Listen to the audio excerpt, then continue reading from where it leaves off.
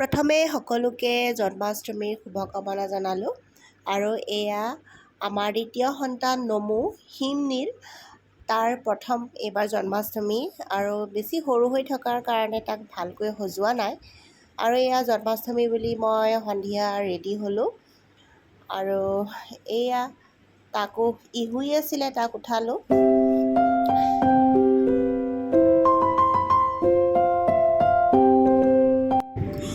এয়া শাহুমায়ে প্ৰসাদ ৰেডি কৰিলে আৰু প্ৰসাদ মানে একেবাৰে নিয়মটো কৰা হৈছে কাৰণ ময়ো লাগিব পৰা নাই আৰু এয়া আমি দুয়োটাই প্ৰথমতে আহি সেৱা কৰি লৈছোঁহি।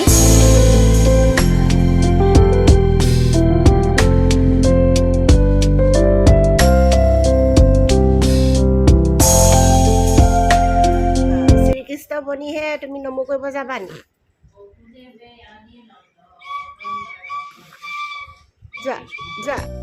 কালিৰ পৰাই সি হুলস্থুল কৰি আছে মোক শ্ৰীকৃষ্ণ বনাই দিয়া।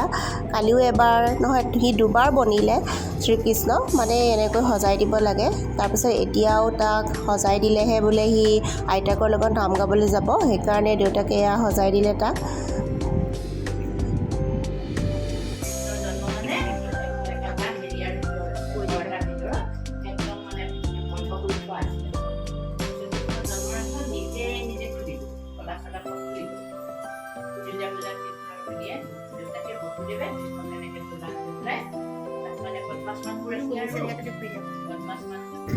আইতাকে পুথি পঢ়ি গৈছে আৰু তাক বুজাইও গৈছে কেনেকৈ শ্ৰীকৃষ্ণ জন্ম হৈছিলে।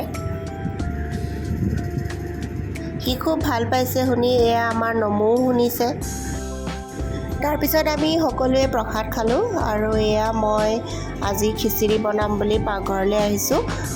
জন্মাষ্টমীত খিচিৰি নাখালে ভালেই নালাগে আৰু প্ৰত্যেক বছৰে বনাওঁৱেই খিচিৰি আৰু আজিও এয়া প্ৰথমতে দালিখিনি তিয়াই ল'লোঁ আৰু মই মগু দালি আৰু মচুৰ দালি লৈছোঁ। মচুৰ দালি মই দুমুঠি লৈছোঁ, নিজৰ হিচাপ মতে মই লৈছোঁ আৰু এইখিনি মই ধুই লৈছোঁ।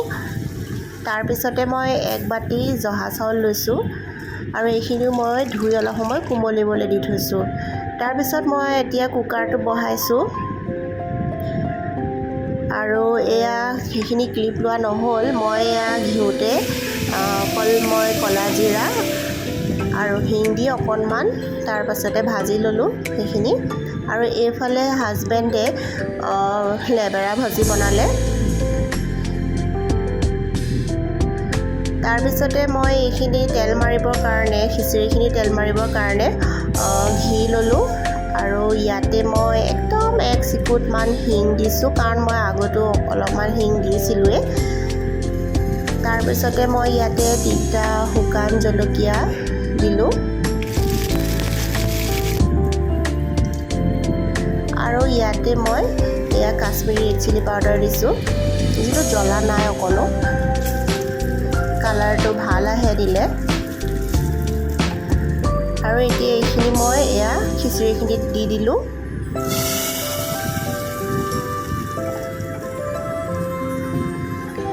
এয়া ৰেডি হৈ গ'ল খিচিৰি, লেবেৰা ভাজি, তাৰপাছতে পাপৰ আৰু এই প্ৰসাদ অলপ লৈ লৈছোঁ, জলকীয়া এটা, খাবলৈ খুব সোৱাদ হৈছিল।